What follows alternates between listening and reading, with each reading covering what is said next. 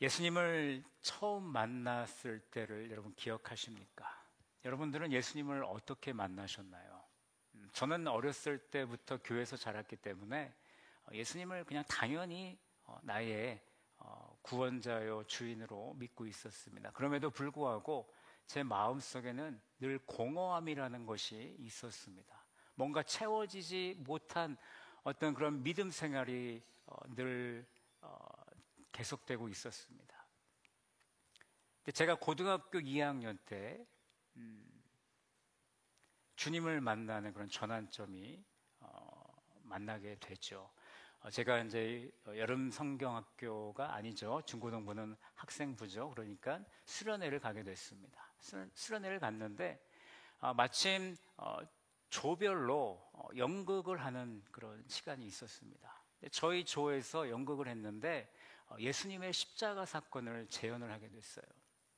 그래서 너는 로마 군인, 너는 로마 군인 2, 너는 예수의 어머니 마리아, 지연이는 예수님. 그래서 제가 예수의 역할을 하게 됐습니다. 예수님의 역할을 하게 되면 늘 부담이 되는 거죠. 사실 저는 연기를 못하기 때문에 연기를 할 자신이 없었습니다. 연기를 준비하는데 저희 조 팀원들이 좀 열정이 있었습니다. 1등을 하고자 하는 그런 마음이 있었기 때문에 소품을 준비하는데 정말 큰 십자가를 준비하더라고요. 그리고 정말 가시 면류관을 만들어서 저에게 한번 써보라고 주는 겁니다. 제가 써봤는데 머리가 너무 아픈 거예요. 제발 이 안에 있는 가시는 좀 잘라내라. 내가 못 쓰겠다. 그렇게 하고 이제 저녁이 돼서 연극을 시작이 되는데 출입문에서 무대까지의 거리가 멀지 않았습니다. 그런데요, 제가 십자가를 지고 가는데 그 거리가 그렇게 먼 거예요.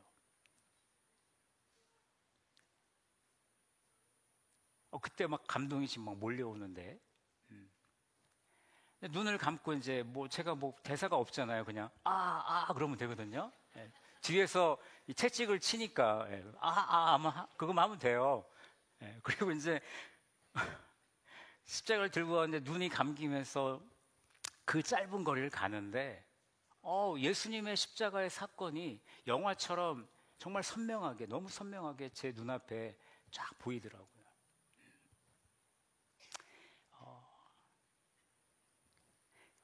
그러면서 제 입술에 고백이 나오게 됩니다. 제 입에 고백이 나와요. 주님, 저는 죄인입니다.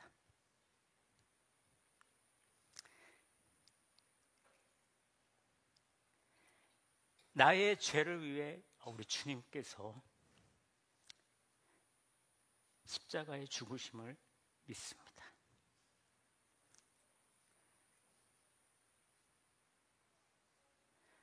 주님은 나의 구원자시요 나의 주인이십니다. 나는 그것을 믿습니다. 그 고백이 나오는데 정말 하염없이 눈물이 흘러나왔습니다. 저는 그때 예수님을 만났다라고 분명히 확신합니다. 예수님의 역할을 하다가 예수님을 만난 거죠.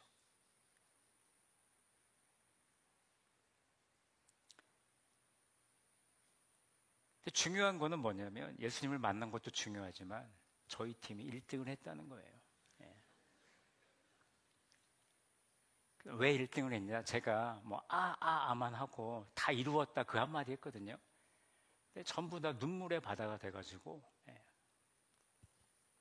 그래서 1등한 것 같아요.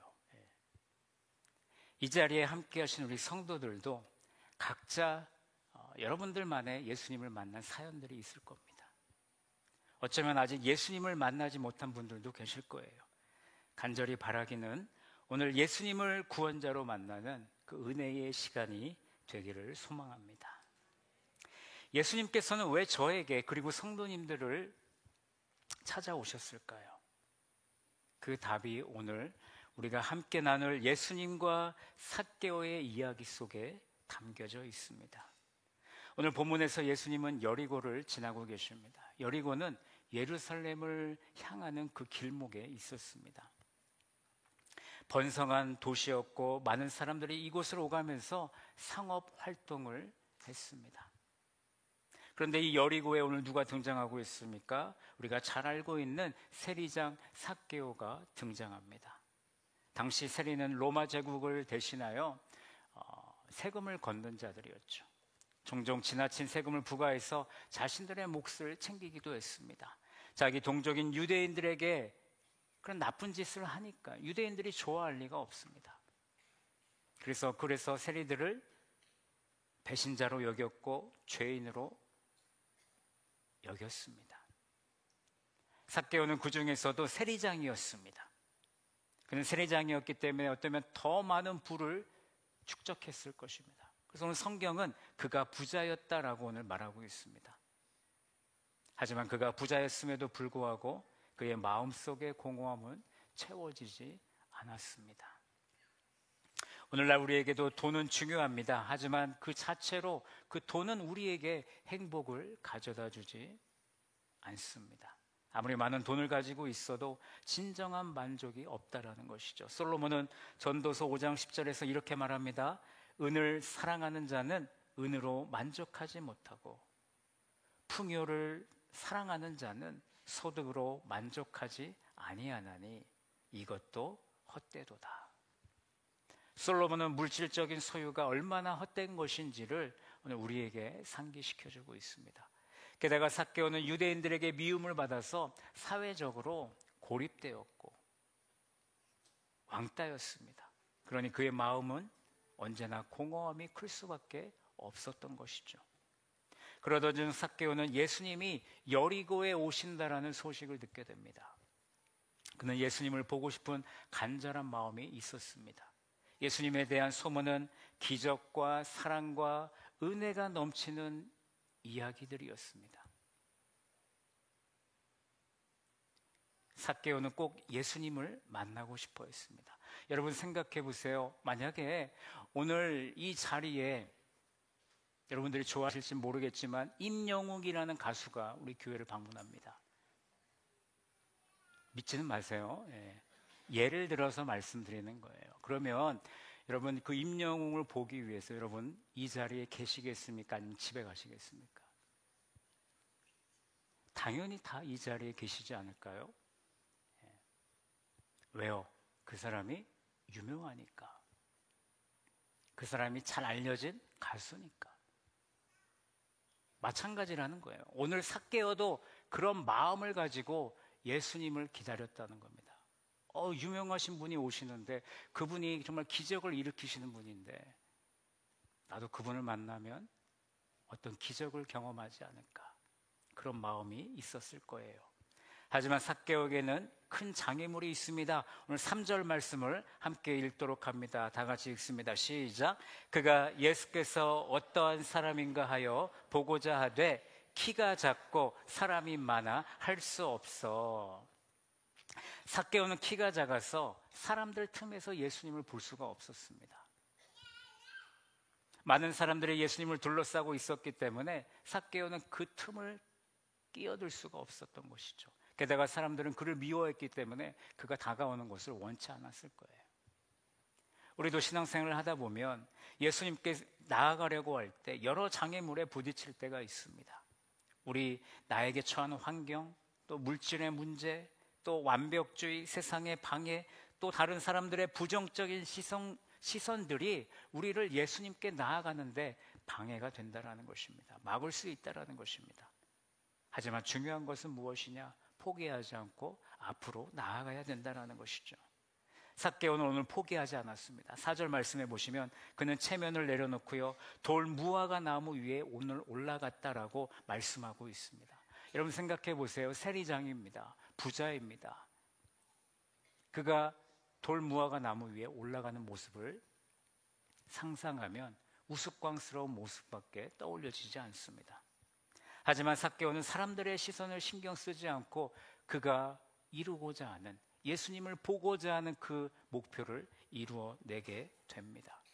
그러자 놀라운 일이 일어났죠. 예수님께서 그 많은 사람들 속에서 삭개오를 부르십니다. 5절 말씀해 보시면 삭개오야 어서 내려오너라. 오늘은 내가 내 집에 묵어야겠다. 예수님께서 삭개오의 이름을 부르셨습니다. 삭개오가 예수님을 찾으려고 한 것 같지만 사실은 예수님이 먼저 삭개오를 보고 그를 찾으셨다라는 것입니다. 삭개오는 예수님의 부르심을 듣고 기쁨으로 나무에서 급히 내려와 예수님을 자신의 집에 모시고 있습니다. 하지만 주변 사람들은요, 이 모습을 보고 수군거리기 시작했습니다. 7절을 보십시오. 그가 죄인의 집에 묵으려고 들어갔다. 세리는 죄인으로 간주되었기 때문에 당시 사람들은 세리와 함께하는 것을 원치 않았습니다. 종교 지도자들도 그들을 멸시했습니다. 예수님이 삭개오의 집에 머물겠다라는 결정은요, 당시 사회적으로나 종교적 관습을 뒤엎는 매우 충격적인 행동이었습니다. 하지만 삭개오는 예수님을 집에 모신 후에 큰 결단을 오늘 내리게 됩니다. 우리 8절 말씀을 우리 스크린을 통해서 함께 읽어보도록 하겠습니다. 새 번역본입니다. 시작. 주님 보십시오. 제 소유의 절반을 가난한 사람들에게 주겠습니다. 또 내가 누구에게서 강제로 빼앗은 것이 있으면 4배로 갚아주겠습니다. 여러분, 이는 단순한 약속이 아닙니다. 삭개오의 마음속에서 일어난 진정한 회개의 결과입니다. 삭개오의 회개를 보신 예수님께서 오늘 이렇게 말씀하십니다. 오늘 구원이 이 집에 이르렀다. 이 사람도 아브라함의 자손이다. 예수님께서는 삭개오의 진정한 회개를 보시고 그의 집에 구원이 임했다라고 오늘 선언하고 계십니다. 여러분, 예수님께서 삭개오에게 주신 구원 선언은요, 단순한 선언이 아닙니다. 예수님은 아주 중요한 진리를 계속해서 선포하셨는데 우리 10절 말씀을 다 같이 새 번역본으로 읽습니다. 시작. 인자는 잃은 자를 찾아 구원하러 왔다. 예수님께서 삭개오를 만나신 이유는 바로 잃어버린 자를 구원하기 위해서였습니다. 예수님은 삭개오처럼 잃어버린 자를, 즉 죄로 인해 하나님과 멀어진 사람들을 구원하기 위해서 오셨다라는 것이죠. 여러분, 예수님은 왜 우리에게 오셨습니까? 우리를 구원하기 위해 오셨습니다. 우리 옆 사람에게 이렇게 선포하기를 원합니다. 예수님은 당신을 구원하기 위해 오셨습니다.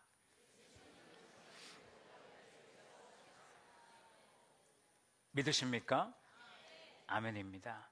그렇다면 예수님과 삭개오의 이야기를 통해 배울 수 있는 구원이란 무엇일까요? 우리 구원에 관한 2가지 교훈을 함께 나누도록 하겠습니다. 첫 번째 구원은요, 하나님이 먼저 찾아오시는 은혜입니다.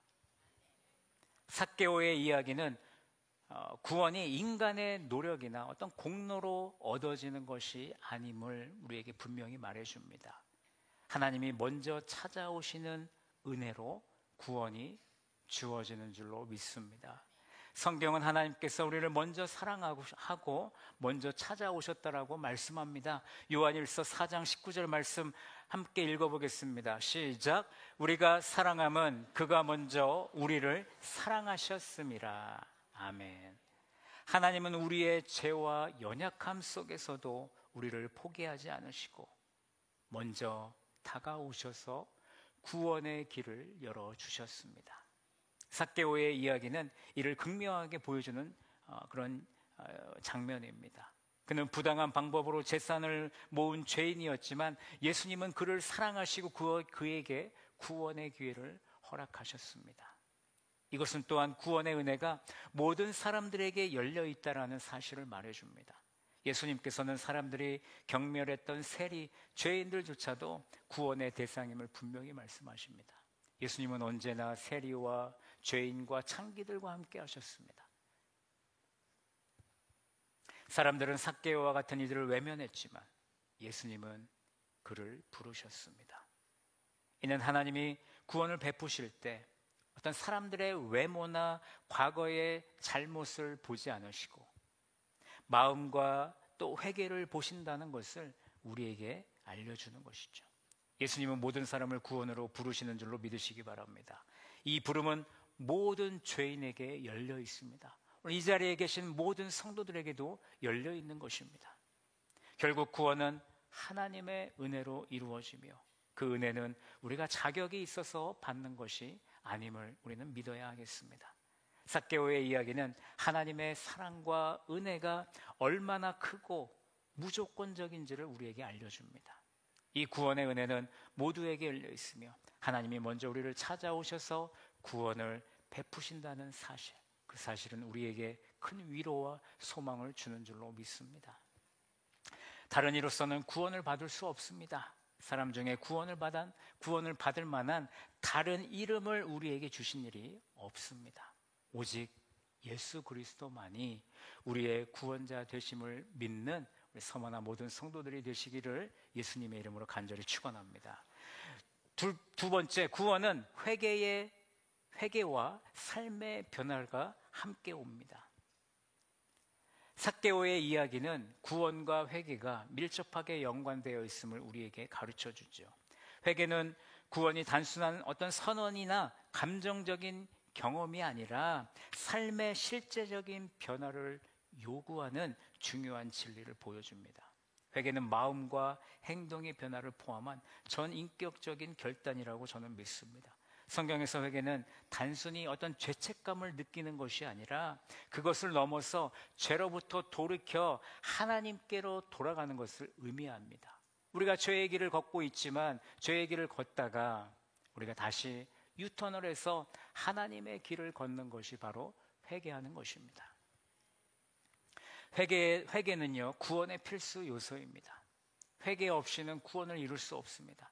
구원은 하나님께서 주시는 은혜이지만 그 은혜를 받아들이기 위해서는 죄를 인정하고 회개하는 과정이 우리에게 필요하다는 것입니다.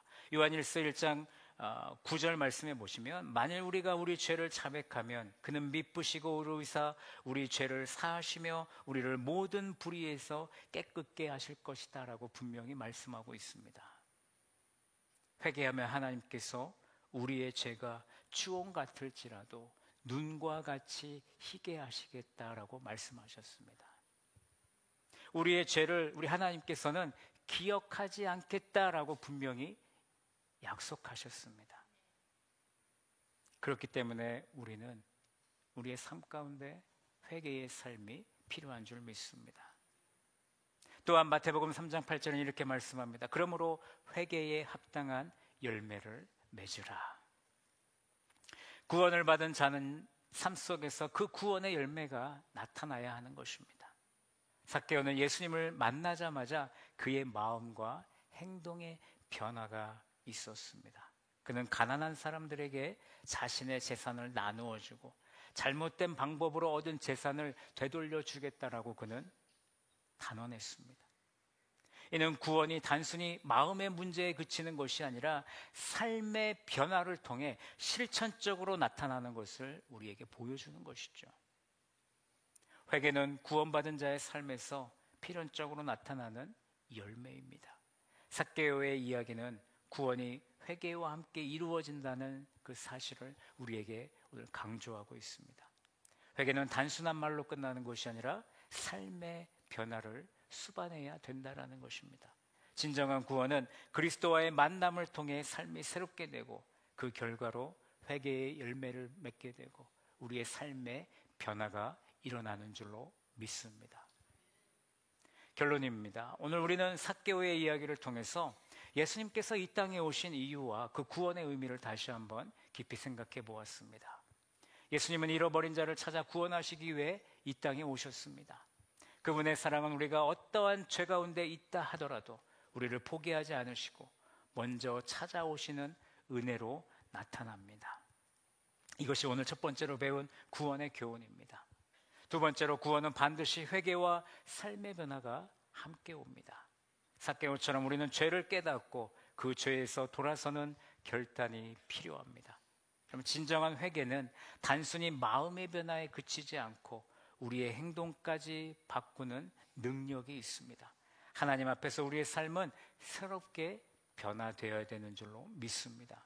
이제 우리는 예수님의 은혜를 기억하며 그 사랑에 응답해야 하겠습니다. 예수님을 믿고 회개함으로써 우리도 삭개오처럼 새롭게 변화된 삶을 살아내야 합니다. 또한 복음의 기쁨을 다른 사람들과 나누는 자들이 되어야 하겠습니다. 우리에게 찾아오신 예수님을 기뻐하며 그분의 은혜와 사랑 안에서 날마다 구원의 감격을 누리는 우리 서머나 모든 성도들이 되시기를 예수님의 이름으로 간절히 축원합니다. 예수님은 왜 우리에게 오셨습니까? 우리를 구원하기 위해 오신 줄로 믿습니다.